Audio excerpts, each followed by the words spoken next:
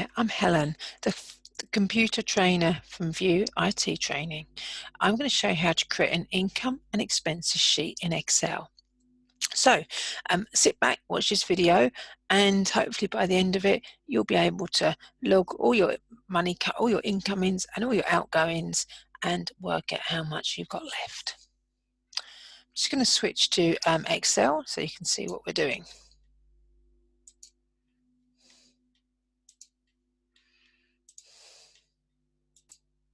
Okay, so here's an example of the sheet we're going to be creating.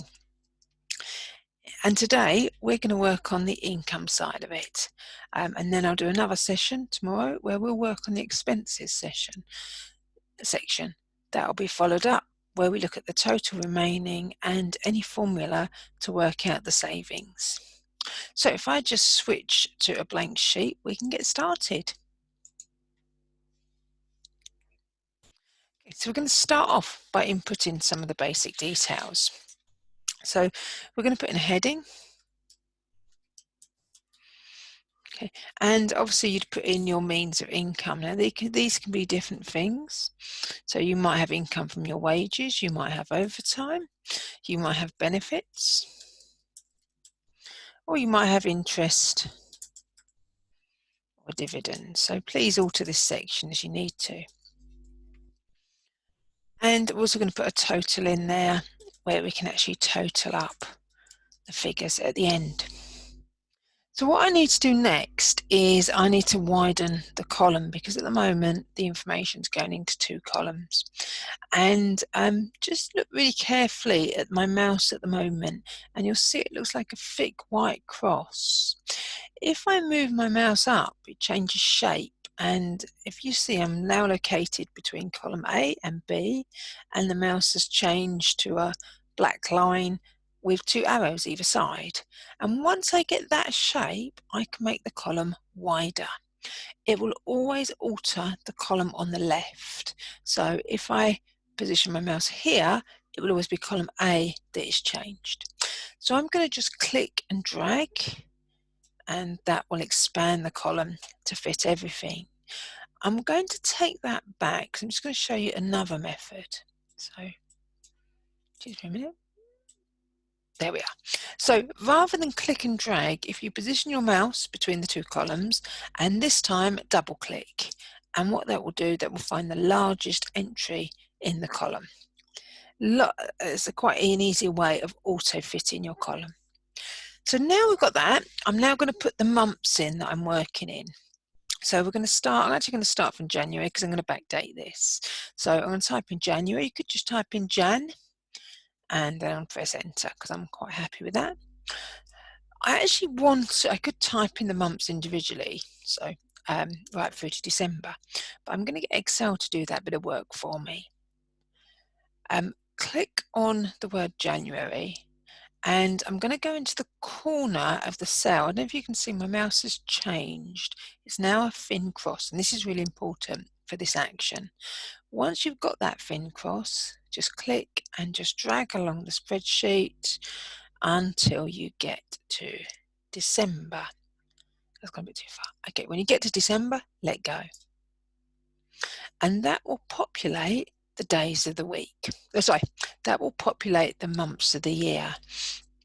Actually, I don't know if you can see September, it's a little bit too big for the column. So I'm going to go back up to the column headings. Remember, it's the column on the left that will change. Double click on the line between J and K, and that will automatically make that column wide enough. That's looking good. Now I do need to add a bit of formatting because this will make my table a lot clearer and easier to read.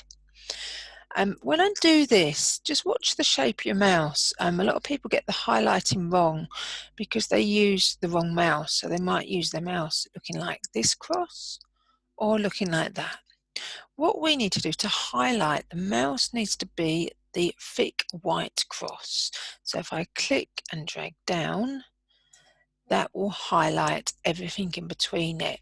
What you'll notice is the first cell I highlighted is always shown white and the other cells are grey.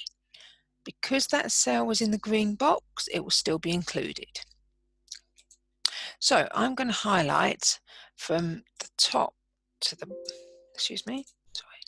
I'm going to highlight from A3 down to A8, and that would include everything. If I wanted to take off that highlight, I would just click anywhere on the spreadsheet. So the buttons we're going to use, let me show you where they are. And if you just bear with me, I'm going to put a little bit of annotation on so you will be able to see the buttons and we'll be able to refer back to them. Okay. So I've just drawn a red box around the buttons we're going to use. There's 3 buttons. The first one is a border, the second one is your fill colour, and the third one is your font colour. And as you see, when you point at a button, it tells you what the button will do. So let's do the highlight first. So we're going to highlight A3. We're going to go across to column M and down to M8. And I want to put a border on. So I'm going to go to the borders button. I'm going to choose the drop down, the tiny drop down to the right of the borders button. And that will give me more options. Okay. So what happens is you get a lot of options in this button, and I think people find the volume of these options quite overwhelming.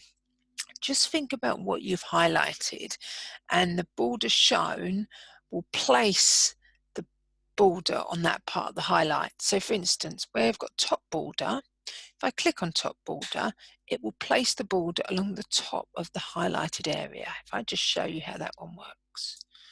So if I click away, because you can't see it till you click away, I've now got a border along the top of what I highlighted. Right, let's highlight that again. So if I wanted a border along the bottom of what I highlighted, I would just go to that same area and I'm going to choose bottom border. And that will look at the highlight and put a border along the bottom.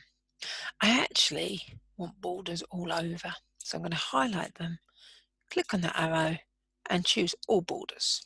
There we go. So we're now going to change the colours because I think that makes it a lot easier to read. So let's highlight from A3 along to M3. And the button next to the borders is my fill colour. Think of that like being the wall colour or the background. If I click on the arrow to the right, I can choose a colour. I'm going to choose a nice dark blue. And that's changed all my cells. I'm also going to change the font colour to white. So I can now see I'm using a dark blue background and a white font. Stands out nice and clear. Now let's change my other headings and I'm going to choose a slightly paler blue for these ones. Okay.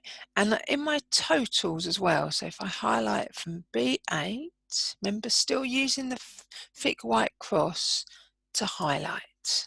Okay.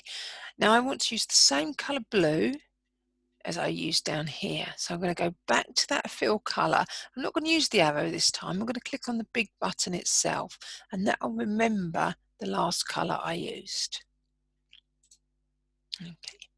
Right, so the spreadsheet is looking quite good at the moment. So now what we need to do is look at how we can total up some of these figures. So I'm going to add another annotation. Just bear with me a moment while I do that. Okay, and I'm going to draw a little square just so you can see where I'm looking. Okay, so this time I've drawn a red box around the Autosum button. This is a really useful button that enables us to total. So if I click on J8, this is where I'm going to put the totals of all my figures in January. So I'm going to click on the Autosum. And in the spreadsheet, it comes up equals sum, but it doesn't know what it's going to add up because in brackets, it would normally say the range or the cells it's adding up. So I need to tell it. So I'm going to highlight from B4 down to B7. So now it's telling me equals sum means add up. It's going to start at B4 and then there's a colon, that means 2, and it's going to end at B7. And that dotted line, or that dotted box, is showing the cells which are going to be totaled. So if I'm happy with that, I can just press enter. Right, let's try that again for February. So click in the answer, go up to the Autosum. If you just catch the arrow, it actually doesn't matter because you can still choose sum from there. So you can either click on the button or the arrow itself. Okay, and what it does, it actually looks to the left-hand side. If you can see, it says put those running marching ants in cell B8. I don't want that. I actually want to add up the February figures. So I'm just going to highlight C4 to C8. And if I'm happy with it, I press enter. Right, let's do that once more. So click on my Autosum button. Excuse me, sorry about that. Try again. Click on my Autosum button. Highlight the cells. And then press enter. Now, I could keep doing this, but it's quite time consuming. So what we're going to do, we're going to drag across, a bit like when we copied our months along. So clicking the cell March, clicking cell D8, and I know my formula is already there because it's already working this out. Otherwise it wouldn't work. And then I'm going to go to the bottom right corner of that cell, and I'm just going to get that thin cross. I'm going to click and drag along right to December and let go, and that should fill the rest of them in. And if you had only, I'm just going to delete some of them. Okay, so if all I'd done was worked out the totals for January, I could go to the corner and I could drag them along, and it would basically work out the totals for every single column. So if you look here, this is doing B4 to B7, and the next one is doing C4 to C7, and so on. So that explains how to do the income.